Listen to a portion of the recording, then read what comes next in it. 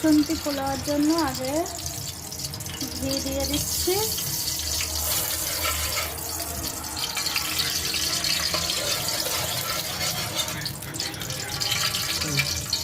আগে থেকে রাইসটা ধুয়ে রেখেছিলাম, শুকনো ঝরঝরা একদম এইভাবে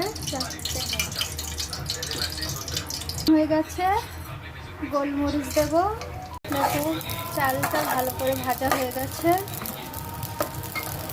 এবার এতে জলটা দিয়ে দেবো পরিমাণ মতো।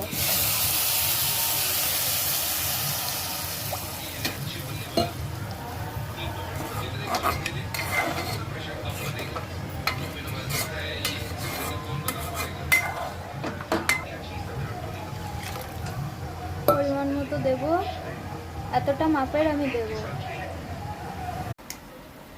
ভাতটা প্রায় হয়ে এসেছে। নারকেলের দুধটা দিয়ে দেব।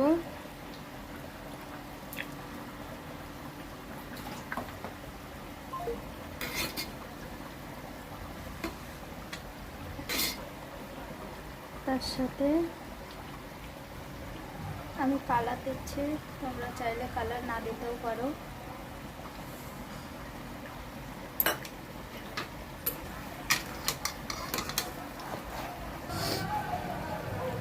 এখনো একটু শক্ত আছে, একটু পরে এতে মিষ্টি দেব। উপর থেকে একটু ঘি দিয়ে দেব।